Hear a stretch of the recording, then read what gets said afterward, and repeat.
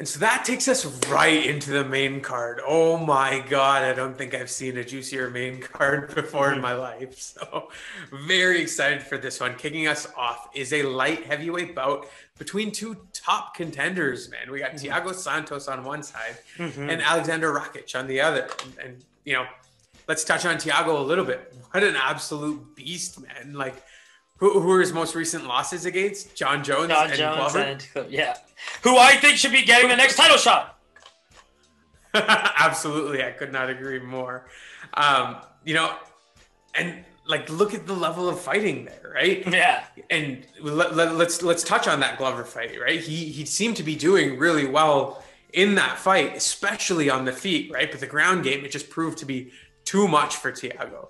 I felt like he got tired too. I just think the thing with the Glover's style is if he can get past your strikes, he's going to get on you and he's going to ground and pound you. And if you don't give it to him, he's going to grab your neck or he's going to grab your arm. That's how Glover likes to fight. He loves boxing, but he's also such a good, like, in close fighter. You know, that's the thing about Glover that I absolutely love. And it's what keeps him in fights with guys who are like 6+ feet too, right?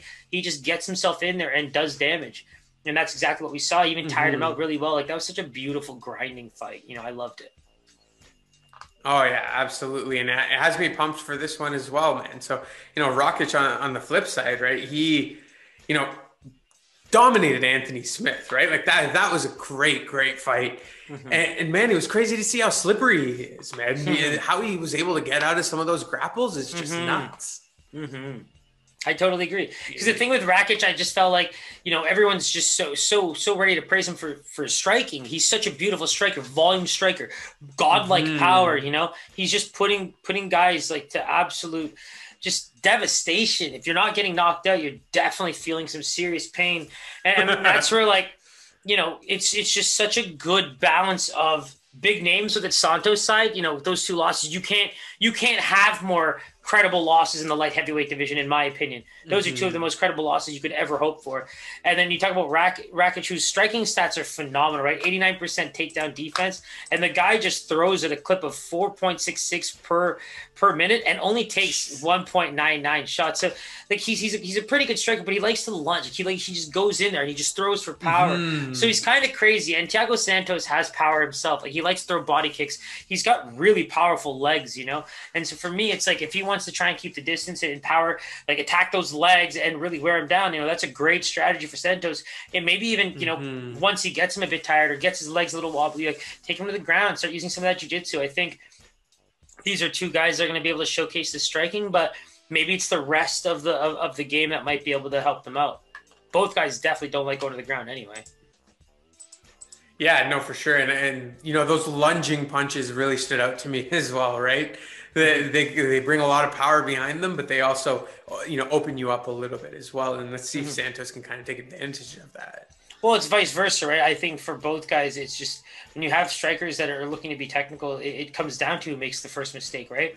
The thing about Rakic is that I do think that he goes a bit crazy, and when you look at the fights that Santos has been in, I mean, he's dealing with some pretty great fighters, mind you. The John Jones that we know and love from before to the John Jones that Thiago Santos faced, I believe, are two different fighters. So, in the grand scheme of things, you have to take that with a great assault. But at the same time, he's been at the top of this division for quite some time, and we saw him make the move pretty quickly. He did it. He did it pretty well, and you know, he even got himself into the title picture. So I think Rakic is taking the right fight here, but it just comes down to who's the better striker and potentially who might even exploit some of the grappling or tire somebody out and keep the work going in that way. Or kind of see and exploit who makes that first mistake. So, you know, where do you see the Vegas line landing on this one? Yeah, I mean, you kind of said I think it's tough to see really any real mistakes from a striking standpoint. I just think it's going to be power related, and I think Rakic right now has just all the juice flowing in his direction. So I'm going to go with a -200 for Rakic here. Okay.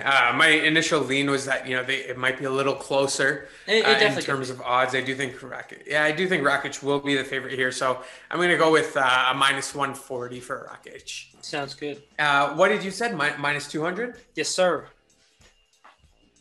Wow. Yeah, this landed right in between our two, like to the T. Minus 170 for Rakic. And it's a perfect line, right? It lines up with the thought process here. And Santos could even be riding some of that good juju that he had with Yana Kunitskaya. His girl just put on a great showing in the last card. So, I'm pretty excited to see maybe he can bring some of that good fortune into his fight. Absolutely. At a plus 140, that is very enticing for sure. I mean, but Rakic is a monster. And if you're looking at the fights, every line, if I can remember correctly, I mean, there's no real heavy favorites that much. I mean, every line seems to be within minus 200. So enjoy the fights, guys. Enjoy the fights. Yeah. Also, why it lines up to being such a great card, man. So that wraps up UFC 259. Man, what a treat that was. Discussing it with you. I cannot wait to watch it. It's going to be a beauty. Make sure you don't miss this one. If you haven't already done so, hit that subscribe button, hit that bell button. All our information is below. Always a pleasure, Siraj. This one was extra special, man. My man, it's one of the best cards we'll probably see this year, maybe for a very long time. So I'm glad all these guys can get on there. Let's just hope they stay healthy. All right. Take care, my brother. Peace.